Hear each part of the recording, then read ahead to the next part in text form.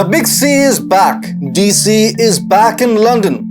If you still didn't get it, we're talking about David Cameron. The former PM is back, and how and is Sunak's Man Friday? Will the gamble pay off, or will DC fizzle out again? It is getting very interesting in the UK, and we're going to bring you everything. Sit back, relax, and enjoy the exclusive news from the political alleys of London.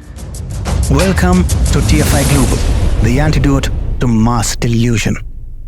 Rishi Sunak's recent decision to appoint David Cameron as the 7th Foreign Secretary in 7 years is a move that is both bold and questionable. While Cameron undoubtedly brings strengths to the table, his controversial legacy and the challenges he faces in the role raises concerns about the impact on UK foreign relations and domestic policies. David Cameron, the former Prime Minister of the United Kingdom, demonstrated a remarkable adeptness on the world stage during his tenure.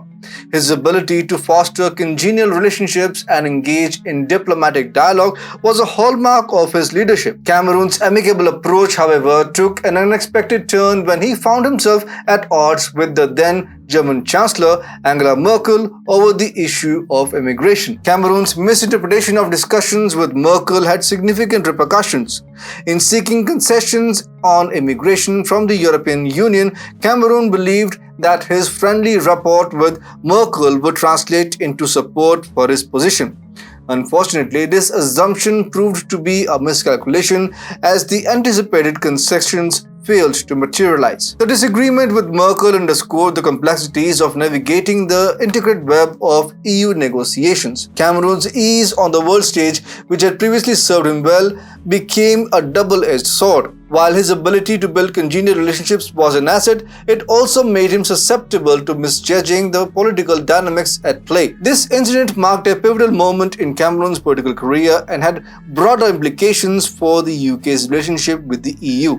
The fallout from the misinterpretation further fueled debates surrounding Brexit, ultimately contributing to the growing discontent that played a role in the 2016 referendum. In hindsight, Cameron's experience highlights the delicate nature of international negotiations and the importance of a nuanced understanding of diplomatic interactions. His tenure as Prime Minister serves as a cautionary tale, reminding leaders of the need to balance amicably with a shrewd awareness of the complexities inherent in global politics. Despite this setback, there are countries crucial to the UK's interests that would welcome Cameron's return as a heavyweight and moderate foreign policy, especially in the face of conflicts in the Middle East, Ukraine, and the volatile US political climate. On the domestic front, Cameron's consensual tone, which played a role in forming a coalition with Liberal Democrats, might reassure traditional moderate Tories concerned about the hard right language used by ousted Home Secretary Suella Braverman. Yet, the challenge for Sunak is reaching a diverse voter base, making this potential benefit relatively small. The legacy of David Cameron is inextricably linked to the divisive and monumental issue of Brexit. As the Prime Minister who called the 2016 referendum, Cameron's political career is often defined by the decision to allow the British public to determine the country's relationship with the European Union. The outcome, with the majority voting in favor of leaving the EU, marked a seismic shift in the political landscape and had far-reaching consequences not only for the United Kingdom but also for Europe as a whole. The repercussions of Brexit decision cast a shadow over Cameron's tenure, with debates over his handling of the referendum and its aftermath persisting. Beyond Brexit, Cameron's broader international legacy is marked by a mix of achievements and controversies.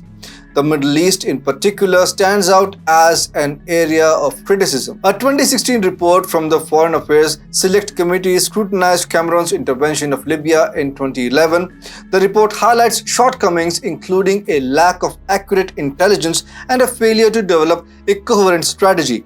The repercussions of the intervention were profound, contributing to the destabilization of the region and raising questions about the long-term consequences of foreign interventions. David Cameron's engagement with China during his tenure as Prime Minister characterized by the golden era policy of fostering closer economic ties, has come under scrutiny in the face of evolving geopolitical dynamics. What was initially presented as a strategic move to enhance economic cooperation between the UK and China now appears in hindsight as potentially naive approach. The golden era policy aimed at deepening economic relations with China, fostering trade, and positioning the UK as a key partner in China's global investment initiatives.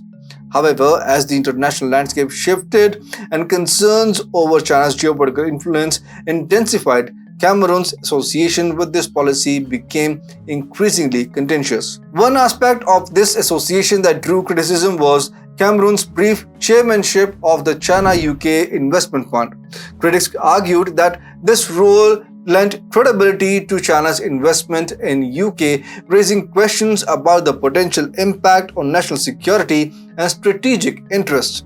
In a time of shifting UK foreign policy and increased awareness of geopolitical challenges posed by China, Cameroon's involvement in the fund adds another layer of complexity to his legacy. The evolving narration around China, marked by the issues such as human rights concerns, trade imbalances, and geopolitical tensions, has led to a re-evaluation of past approaches. Cameroon's once heralded golden era with China now faces skepticism, with critics contending that the former prime minister may have underestimated the complexities and the potential risks associated with deepening economic ties with a rising global power. The controversy surrounding Cameroon's advocacy for Greensill Capital, a firm that went insolvent, further clouds his return to political prominence.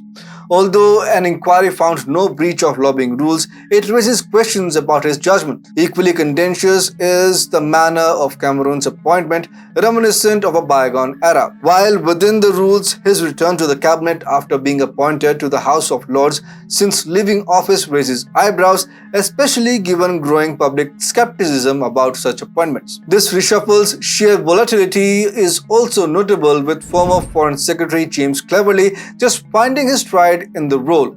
Building relationships with counterparts worldwide and managing diplomats at home is a delicate task that demands expertise, and Cameroon's return may exacerbate the issue of a lack of knowledgeable personnel in key government positions. In conclusion, Rishi Sunak's gamble on David Cameron as a foreign secretary is a double-edged sword. While Cameroon's strength on the international stage are evident, his controversial legacy, especially regarding Brexit and international interventions, pose significant challenges. The impact of his return on global politics and public perception remains uncertain, adding an element of unpredictability to an already turbulent political landscape.